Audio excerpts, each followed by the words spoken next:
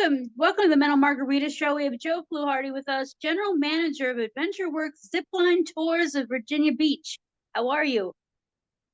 I'm doing just well. How about you?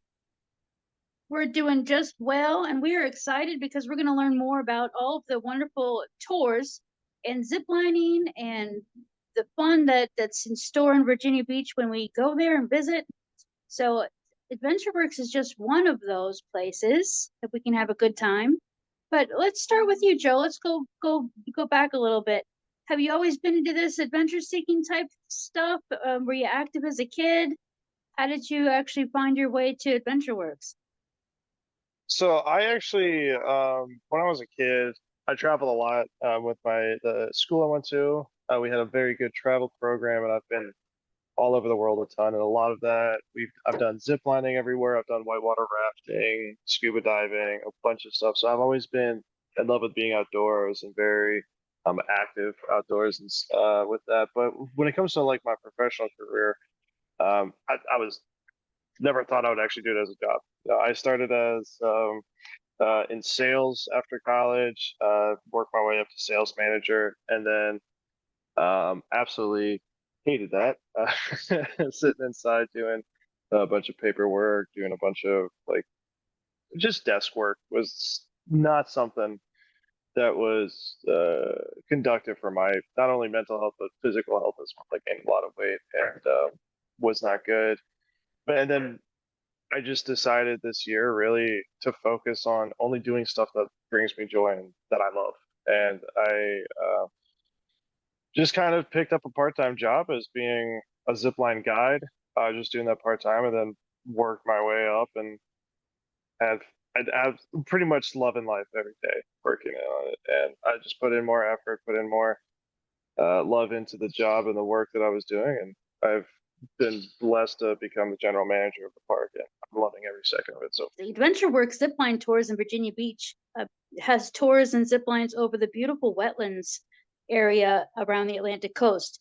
So tell us a little bit about AdventureWorks and the zipline experience. You've got several different tours. Can you give us a little overview of those? yeah, for sure. So, pretty much the way the process works is, once you sign up, you find the place, you come up to our nice little shack. We get everything all signed up for the waivers, release form. I probably make fun of you if you're scared a little bit, just to introduce you and get you used to it. And then we get you harnessed up. We have full body harnesses and helmets, put those on, and then we go right into the tour after the safety brief. And we have 8 total zip lines ranging from 15 feet high and 250 feet long to 60 feet high and 1,000 feet. And it's a progressive course, so they progressively get taller, longer, faster, and for some people more fun, and other people a lot more terrifying.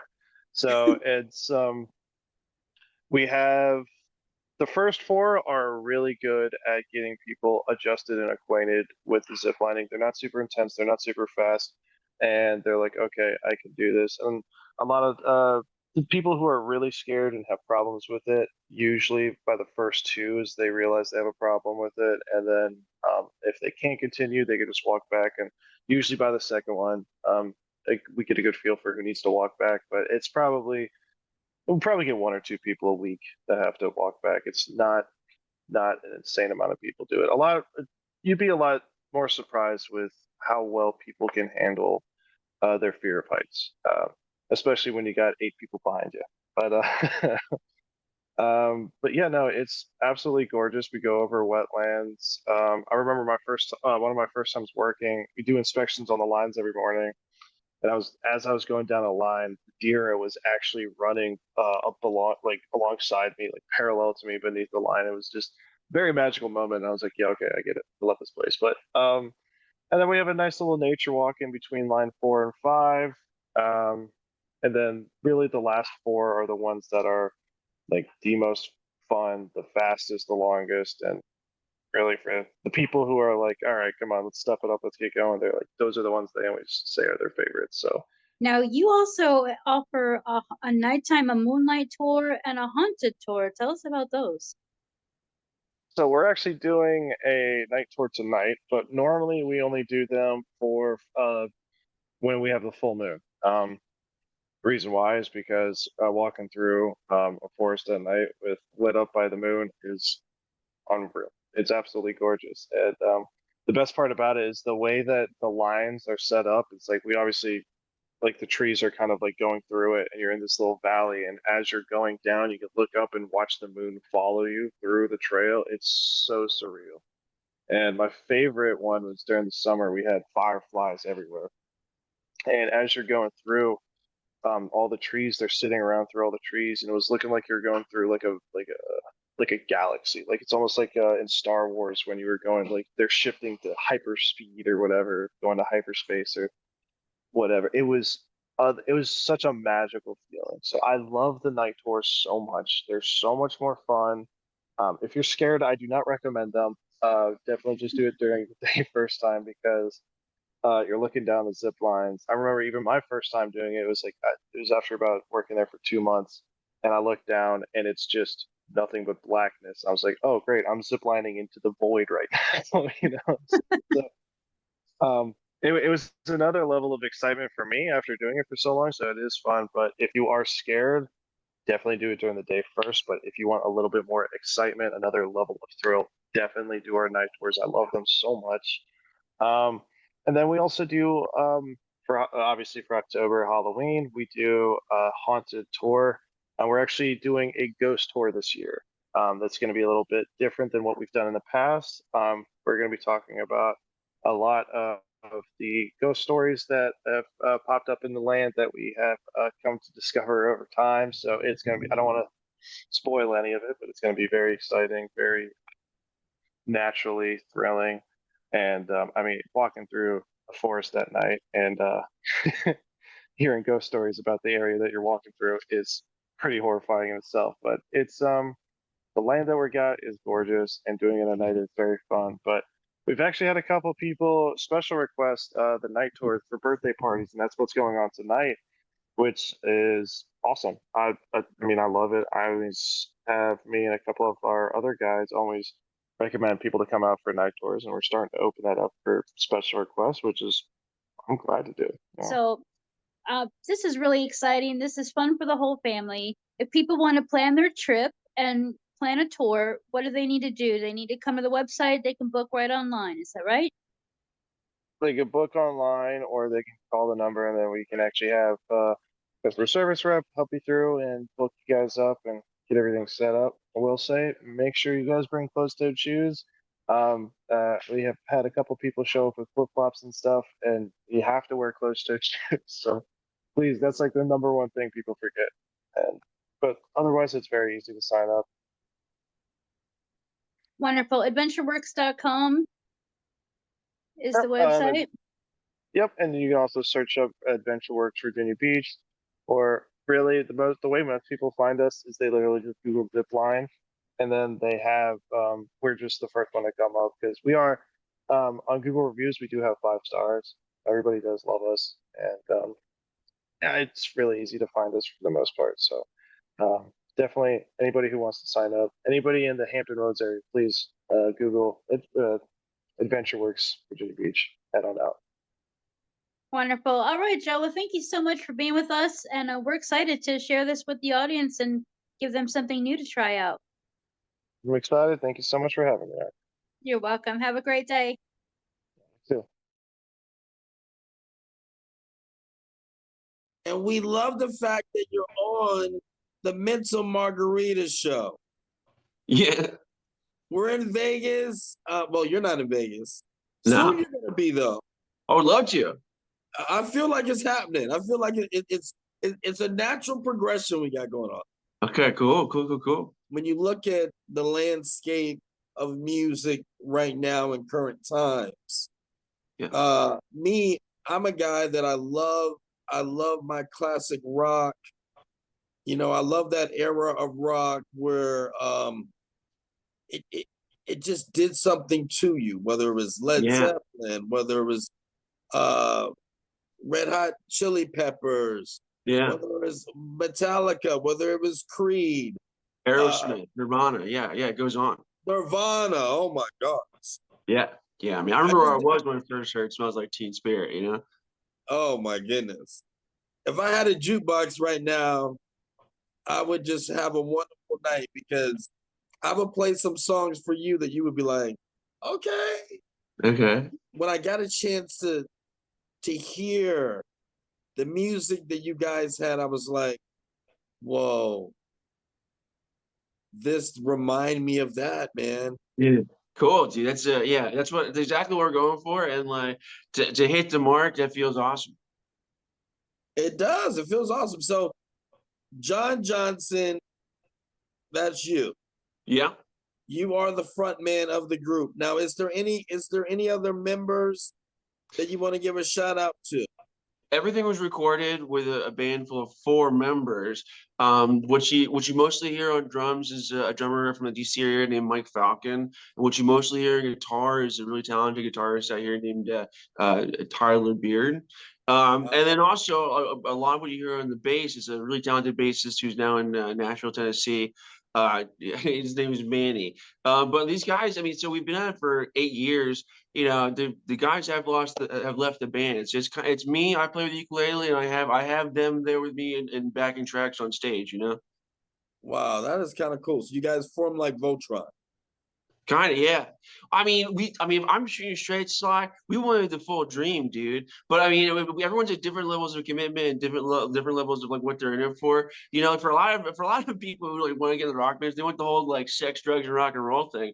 You don't have to be famous to get that far. You know, once a few chicks show up, like a lot of people are like, "Oh, my job is done," you know, and like I don't need to do this anymore. So, Yeah, yeah, you're right about that. Northern Virginia, DC area.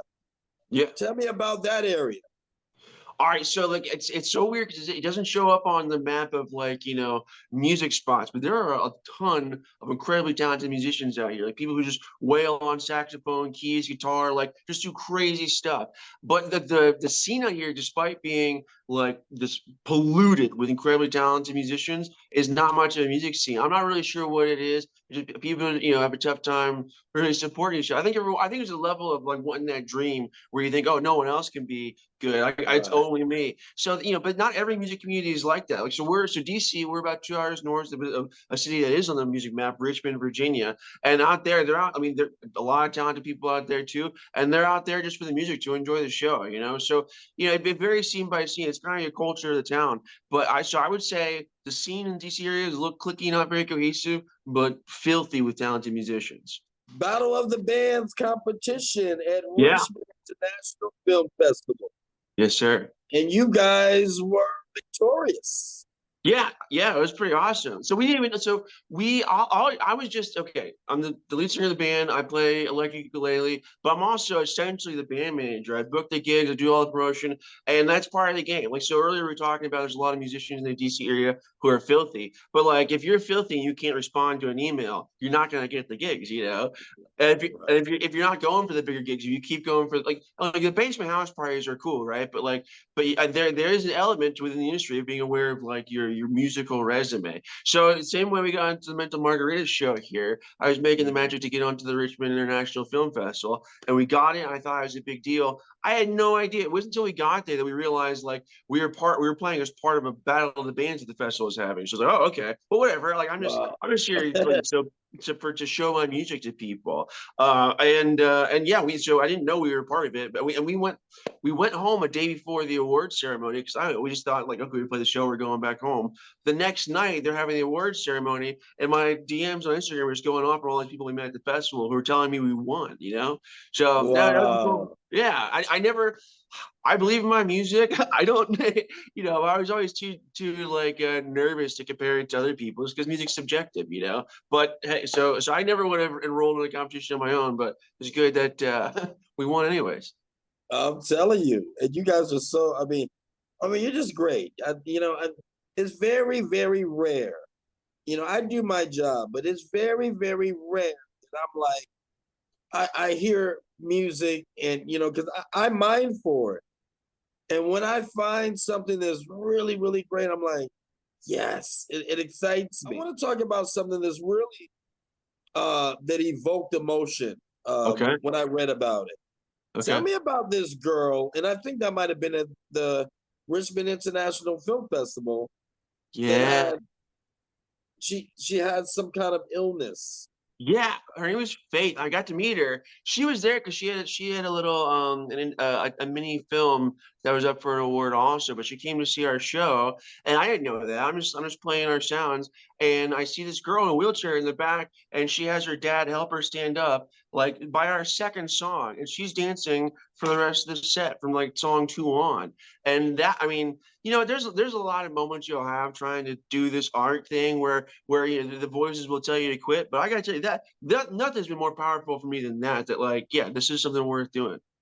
Wow. See, so she managed to get up, and then Yeah, she was standing and dancing to the song. yeah. I mean, you're right. It doesn't get any better than that. Now, for the audience that's watching, they're having an opportunity as you're talking about this to see images of that process. And Right. we're in the middle of a travel series featuring Virginia Beach. We want people, of course, to come to Virginia, experience Virginia. It's for lovers. It's full of history. There's so many wonderful things to learn when visiting. Now, your King Neptune statue was unveiled in 2005, so we're reaching a wonderful milestone, 20 years since its installation.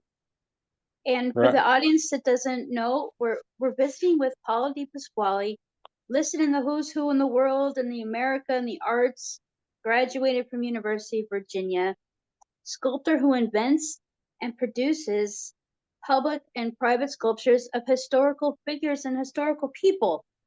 So now that we know this, because you've done a number of works, and we'll talk about some of those because it's exciting.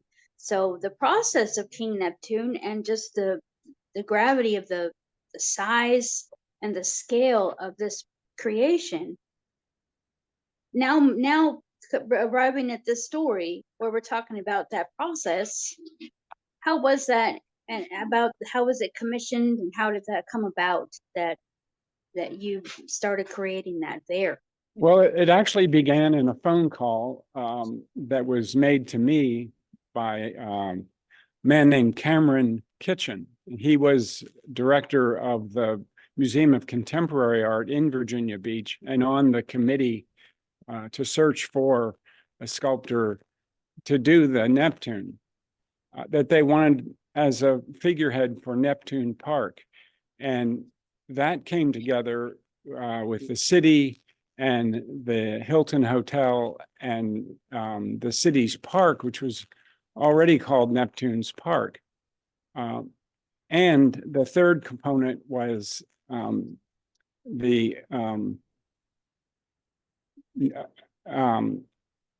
Neptune Festival that happens every year. So the Neptune Festival, the Hilton, and the city began the competition.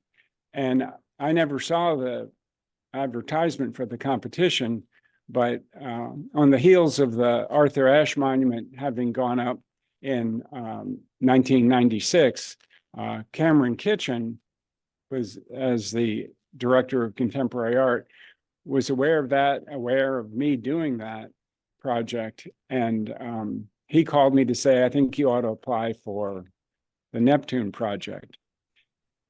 Anyway, I wanted to get that because they said they wanted an Italian Renaissance style, and they wanted the statue to be 15 feet on 12 feet of rock. So that's, and on the ocean front.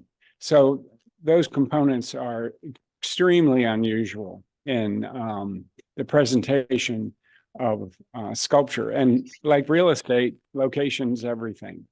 So so I was very excited about it, and I built the model. And so basically, more than twice life size was the Neptune I proposed.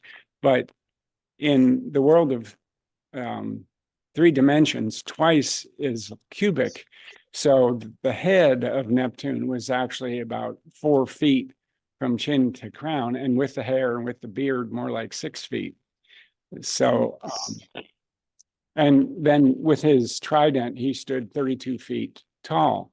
So I did an inch equals a foot model, and I won that competition. So that's how it all got started. Well, I ended up doing the whole sculpture in China, and that was fortunate in that I had worked with Evergreen Enterprises as a consultant a few years before, and I contacted their operations director, James Hsu, about ordering materials through that company to build the accepted Neptune at my studio in Richmond, Virginia. So James said, well, look, we'll be your middleman. Do it in China. You've got much more talented labor, and it won't cost much to ship it over once it's cast in bronze.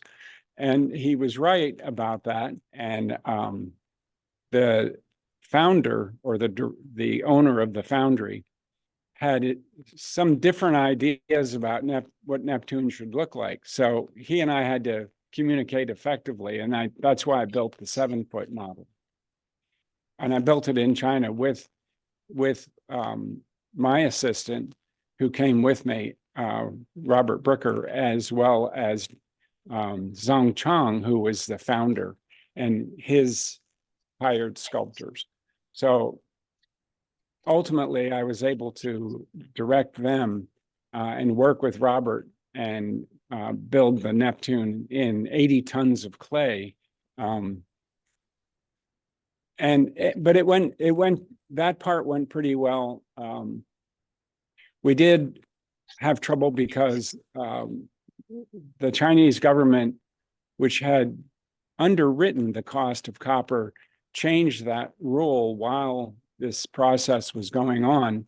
And the founder, Zhang Chang, was cut short of copper to make the bronze. So he ran out of money.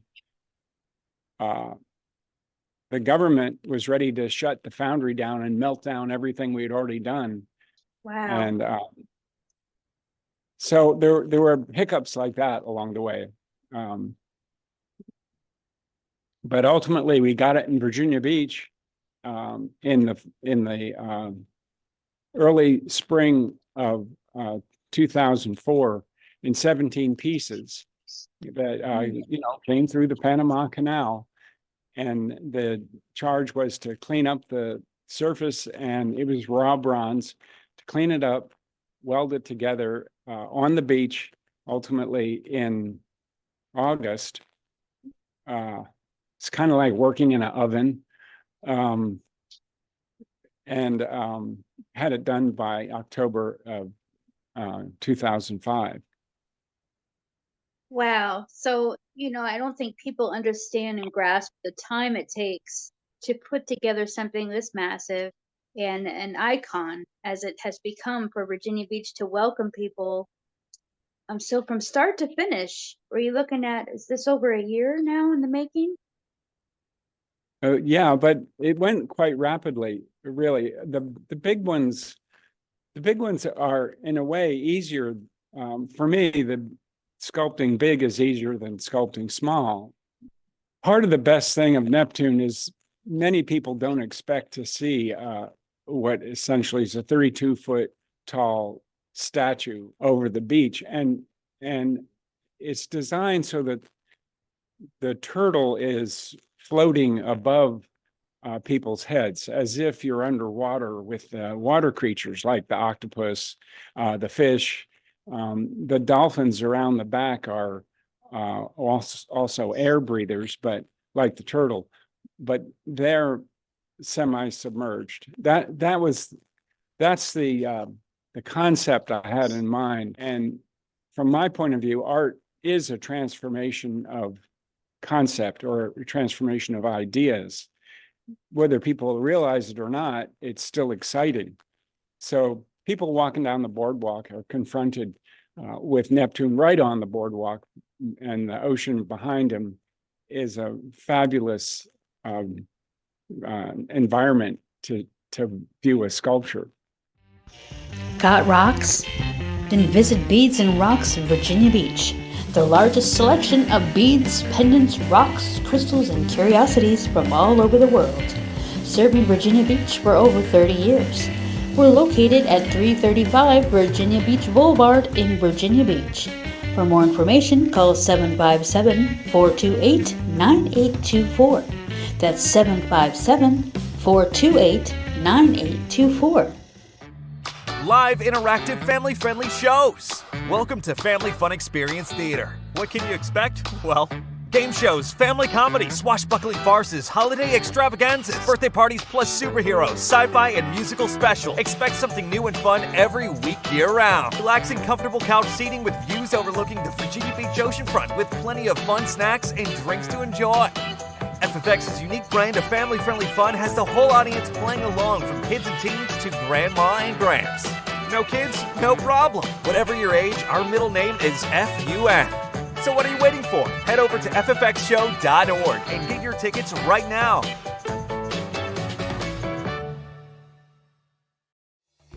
If you're looking for a one-stop shop for all your skateboarding needs, look no further than Karma Longboards and Skate Shop. We carry a wide range of skateboards, longboards, cruisers, and accessories from top brands, as well as skateboarding apparel. Don't leave without seeing our talented henna tattoo artist ready to add that special design to mark your visit to the beach. We offer good vibes, smiling faces, and great prices.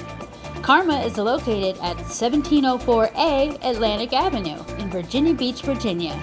For more information, visit karmaskateshop.com or call 757-470-9396. That's 757-470-9396.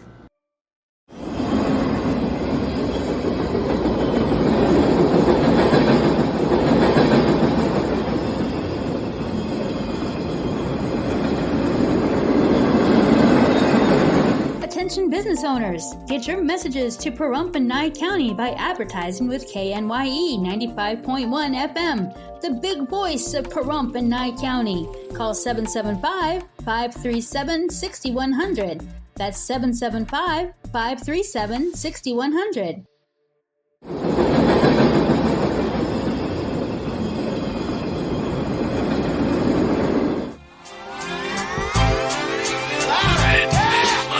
You're starstruck, here's a sprinkle of the stardust. Hold your champagne glass and your cigars up. See the guys with mob ties drive the cars up. Bright lights, most nights they buy the bars up. Candy coated Chevy cars on the highway. It's Frankie baby, it's on and this is my way. Dean Martin at the Sands this Friday. With Sammy Davis, here's a little hint where I stay.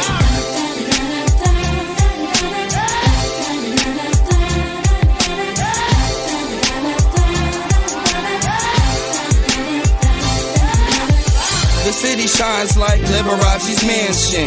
And you know Elvis had the whole city dancing. Showgirl silhouette.